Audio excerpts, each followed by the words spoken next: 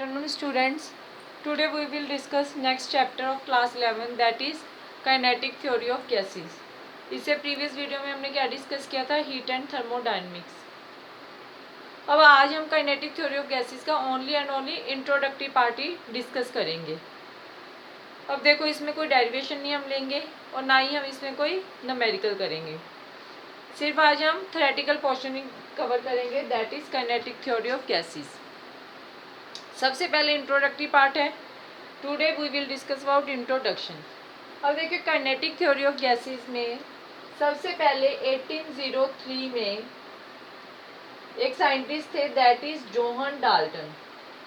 John Dalton ने सबसे बड़ी डिस्कवरी की किसके बारे में, अबाउट द एटम्स. इन्होंने क्या बोला कि जितना भी मैटर है, कि जो भी मैटर है आपका वो क्या है, वो स्मॉल पार्टिकल्स का बनता है. Matter is made up of small particles. कि जितना भी मैटर है वो हमारा किसका बनता है, छोटे छोटे पार्टिकल्स का बनता है. और उन्हें हम क्या बोलते हैं, एटम्स बोलते हैं.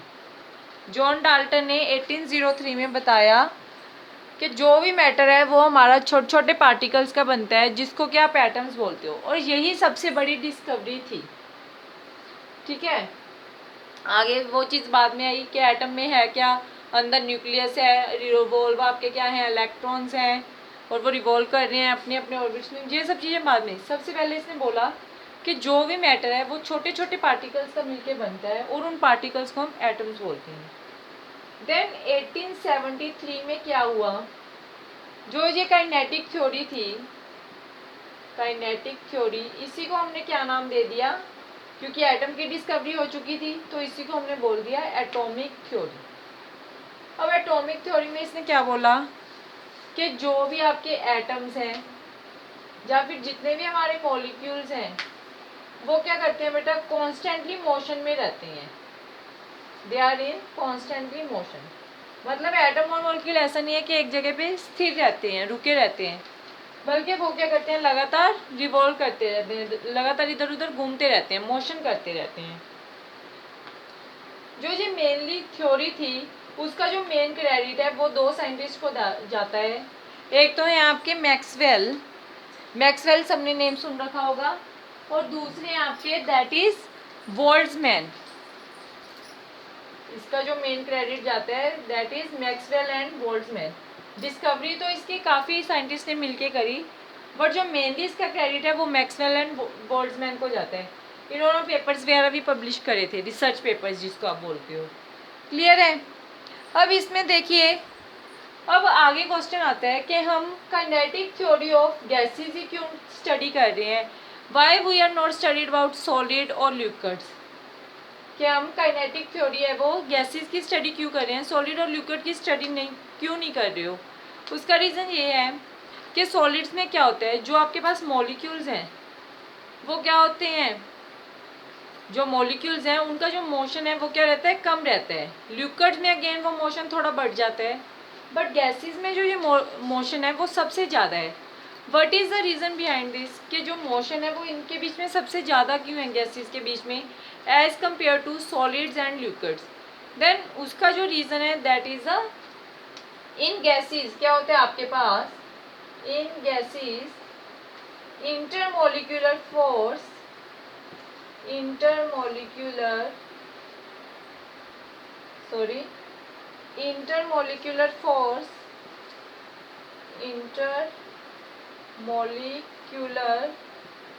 Force is absent.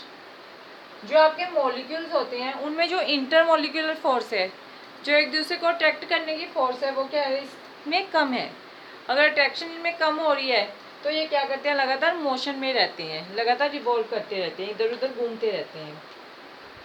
और दूसरा हम क्या करते हैं, यहाँ पे जो एवरेज प्रॉपर्टीज होती हैं, we will discuss about the average properties. हम एवरेज प्रॉपर्टीज के रिगार्डिंग ही यहाँ पे स्टडी करेंगे. क्लियर है. एवरेज प्रॉपर्टीज में अब क्या आ जाता है, जब आप काइनेटिक थ्योरी ऑफ गैसेस की स्टडी कर रहे हो, इसमें एवरेज प्रॉपर्टीज में दो तरह की प्रॉपर्टीज पढ़ रहे हो आप. फर्स्ट प्रॉपर्टी आपकी क्या है, that is mean free path. हम एवरेज प्रॉपर्टीज की स्टडी क्यों करते हैं, फर्स्ट है उसमें आपका that is mean free path, mean free path. Mean free path क्या होता है? Average distance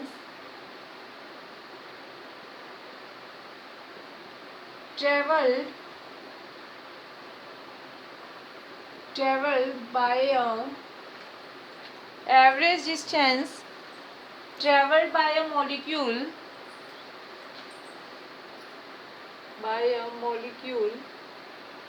between two successive collisions। देखिए मान लो ये एक मॉलिक्यूल है, ये मॉलिक्यूल क्या कर रहा है? मूवमेंट कर रहा है, मूव हुआ, मूव होके ये यहाँ पे आके स्ट्राइक कर गया। यहाँ पे अगेन क्या है? मॉलिक्यूल है। जब ये मॉलिक्यूल इससे स्ट्राइक किया तो ये मॉलिक्यूल अब क्या होगा? ये मॉलिक्यूल इससे स्ट्राइक हुआ, ये मॉलिक्यूल आगे ट्रेवल कर जाएगा। मान लो ये यहाँ तक ट्रेवल किया, अगेन ये मॉलिक्यूल यहाँ पे आके रुका, अगेन ये ट्रेवल किया, ट्रेवल करके अगेन ये इस मॉलिक्यूल में लेट स्ट्राइक कर गया, अगेन फिर ये मॉलिक्यूल मान लो आगे इस मॉलिक्यूल से स्ट्राइक किया। तो यो भी ये डिस्टेंस है, क्या बोला मैंने? Average distance travel by molecule. इस मॉलिक्यूल ने जहाँ तक डिस्टेंस ट्रेवल किया, जहाँ पे आया इस मॉलिक्यूल से स्ट्राइक हुआ, देन ये मॉलिक्यूल आगे यहाँ तक गया, अगेन जी इस मॉलिक्यूल से स्ट्राइक हुआ। तो जो ये वाला डिस्टेंस है, लेट दिस इज λ1, और ये डिस्टेंस है लेट दिस इज λ2, तो ये वाला डिस्टेंस है लेट दिस इज λ3। ठीक है, जो ये एवरेज डिस्टेंस है ट्रेवल बाय मॉलिक्यूल, एक मॉलिक्यूल ट्रेवल कर रहा है जहाँ से जहाँ, जहाँ से जहाँ, बिटवीन टू सक्सेसिव कोलिजन। यहाँ आके ये स्ट्राइक हुआ है, ये मॉलिक्यूल जहाँ आके स्ट्राइक हुआ, और जो ये डिस्टेंस है दो कोलिजन्स के बीच का जो डिस्टेंस होता है उसी को हम क्या बोलते हैं? Mean free path. और आप इसको निकालेंगे कैसे? लैम्डा मीन हम लेंगे λ1 प्लस λ2 प्लस λ3 अपॉन में n, जितने इसने पाथ ट्रेवल किया अपॉन में n, जो टोटल नंबर है इसका। ठीक है, देन सिमिलरली आपके पास आता है, ये तो हो गया आपके पास मीन फ्री पाथ। नेक्स्ट आता है हमारे पास टाइम पीरियड का भी होता है आपके पास, और टाइम पीरियड को आप कैसे लेते हो? इसको हम लिखते हैं average relaxation time, average relaxation time. Average relaxation time को हम कैसे डिफाइन करेंगे? अब एवरेज रिलैक्सेशन टाइम को आप लिखोगे average time period, average time period between two successive collisions, कि दो जो ये सक्सेसिव कोलिजन है इनके बीच का टाइम पीरियड कितना है? मान लो यहाँ से जहाँ तक कोलिजन वन में इसने टाइम लिया τ1, ठीक है, फिर यहाँ पे आया, ये कुछ टाइम के लिए रिलैक्स रहा, रिलैक्स होने के बाद इसने दूसरा कोलिजन किया, मान लो इस कोलिजन में इसको टाइम लग गया t2, अगेन ये यहाँ से यहाँ तक मान लो रिलैक्स रहा, यहाँ से मॉलिक्यूल ने यहाँ से गया और यहाँ पे आके ये स्ट्राइक हो गया, मान लो इस स्ट्राइक, जब ये स्ट्राइक हुआ तब मान लो इसको जो टाइम लगा लेट दैट इज t3, के दो कोलिजन्स के बीच का जो ये टाइम रहता है एवरेज टाइम, उसके बाद रिलैक्स हुआ, उसको हम क्या बोलते हैं? Average relaxation time. और इसको आप डिफाइन कैसे करोगे? Tau is equal to τ1 plus τ2 plus up to so on τn upon में n, यहाँ पे भी अगर लास्ट आप ले लो up to so on λn upon में n, अगर 3 लोगे तो अपॉन में 3 हो जाएगा। क्लियर है? ये हमारे पास क्या हो गई? Average properties. हमने अभी बोला कि हम एवरेज प्रॉपर्टीज डिस्कस करते हैं। एवरेज प्रॉपर्टीज, ये मीन फ्री पाथ भी एक एवरेज प्रॉपर्टी है, सबका सम लिया अपॉन में जो नंबर है। Similarly average relaxation time again एक एवरेज प्रॉपर्टी है, सबका सम लिया टाइम पीरियड्स का अपॉन में जितना नंबर ऑफ टाइम्स है वो आपका। नेक्स्ट आपके पास आता है कि हमारे पास जो ये वाली फिजिक्स है, जो ये काइनेटिक थ्योरी ऑफ गैसेस है, ये क्या है हमारे पास? ये हमारे पास माइक्रो फिजिक्स है। Why it is known as micro physics? क्योंकि हम इसमें पूरे सिस्टम की स्टडी नहीं कर रहे हैं, हम किसकी स्टडी कर रहे हैं? हम एक मॉलिक्यूल की स्टडी कर रहे हैं। कि ये मॉलिक्यूल कैसे इससे स्ट्राइक हो रहा है और उनके बीच का पाथ क्या है, और जो इनके बीच का टाइम है उसको हम क्या बोल रहे हैं, एवरेज रिलैक्सेशन टाइम। जबकि इससे पहले जो हमने डिस्कस किया था थर्मोडायनेमिक्स, उसमें हम क्या कर रहे थे, एक सिस्टम की स्टडी कर रहे थे। तो वो क्या थी आपके पास, मैक्रोफिजिक्स थी। दिस इज अवर माइक्रोफिजिक्स, क्योंकि हम इसमें एक पर्टिकुलर मॉलिक्यूल की स्टडी कर रहे हैं instead of a system. Next आपके पास इसमें क्या आता है, नेक्स्ट अब ये हमारा जो काइनेटिक थ्योरी ऑफ गैसेस है, ये वैलिड कैसे हुई, कैसे मतलब इसको अप्रूवमेंट मिला, क्योंकि इसने जो पुराने लॉ थे हमारे पास उनको भी क्या किया, उनको भी करेक्ट प्रूव किया। लाइक आपके पास क्या है, बॉयल्स लॉ था, ठीक है, वहाँ पे भी जो आपके पुराने लॉ थे, ओल्ड लॉज को भी इसने क्या किया, करेक्ट प्रूफ किया। इसीलिए ये थ्योरी है जो ये वैलिड हो गई आपकी काइनेटिक थ्योरी ऑफ जो गैसेस है। Means it shows consistency for the old laws also. जैसे हम 1661 में जो आपका बॉयल्स लॉ था उसके लिए इसने कंसिस्टेंसी कैसे शो की, let we will discuss about that. देखिए बॉयल्स लॉ पहले तो क्या बोलते हैं, बॉयल्स लॉ के अकॉर्डिंग क्या है कि अगर आपके पास टेम्परेचर कांस्टेंट है, if temperature is constant for a particular gas, और आपके पास बॉयल्स लॉ क्या है कि अगर आपका टेम्परेचर कांस्टेंट है किसी एक पर्टिकुलर गैस के लिए, देन जो प्रेशर है, pressure of a given mass of a gas is inversely proportional to the volume of that gas, volume of given mass of that gas. ठीक है, प्रेशर आपके इनवर्सली प्रोपोर्शनल है volume के, या फिर आप लिख सकते हैं volume is inversely proportional to the pressure. और अगर हम इसके ग्राफ की बात करें,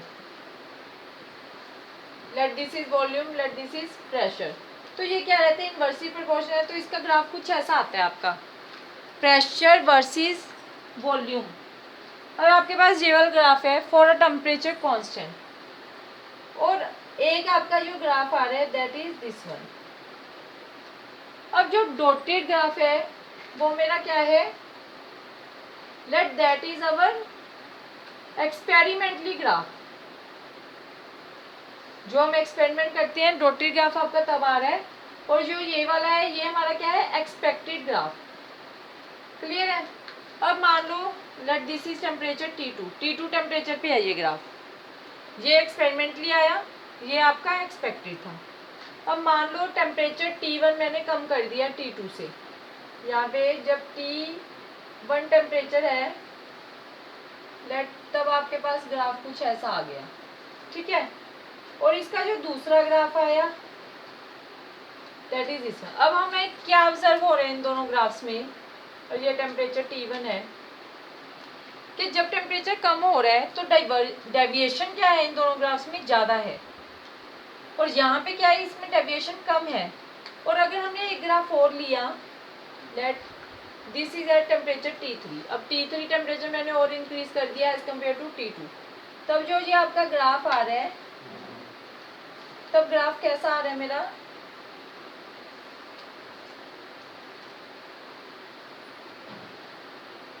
तब जो मेरा ग्राफ है वो ऑलमोस्ट ऐसे आ रहा है। मीन्स अब डेविएशन क्या है, और कम है। जैसे जैसे मेरा टेम्परेचर इंक्रीज हो रहा है, T1 फिर T2 इंक्रीज हुआ, फिर T3, जैसे जैसे टेम्परेचर इंक्रीज हो रहा है तो डेविएशन क्या हो रही है आपके पास, deviation is less. Temperature increase, अगर टेम्परेचर हाई है तो डेविएशन क्या है, कम है, और अगर टेम्परेचर आपका कम है तो डेविएशन क्या है आपका, ज़्यादा है। अब डॉटेड लाइन यहाँ पे क्या रिप्रेजेंट कर रही है, एक्सपेरिमेंटली ग्राफ, दूसरी लाइन आपकी क्या रिप्रेजेंट कर रही है, एक्सपेक्टेड ग्राफ। ये आपके पास क्या है, एक आपके पास जो ग्राफ आ रहा है that is your real graph, real gas के लिए आ रहा है, जो ये एक्सपेरिमेंटली है this is for our real gas. और दूसरा क्या आपके पास, आइडियल गैस। मीन्स हमारे पास जो ये आपके लास्ट थे उसने क्या प्रूफ किया कि आपके पास जो ग्राफ है वो क्या आ रहा है, अप्रोक्सीमेटली सेम आ रहा है, जैसे जैसे टेम्परेचर क्या हो रहा है, इंक्रीज हो रहा है। एक्सपेरिमेंटली जो ग्राफ आ रहे हैं और जो एक्सपेक्टेड ग्राफ है वो दोनों क्या है, नियर क्लोज हैं, काफ़ी क्लोज रिजल्ट दे रहे हैं। इसलिए क्या हुआ, जो ये थ्योरी है वो क्या हो गई आपकी यहाँ पे एग्री हो गई। नेक्स्ट हम डिस्कस करेंगे नेक्स्ट वीडियो में Okay, watch this video carefully. Thank you.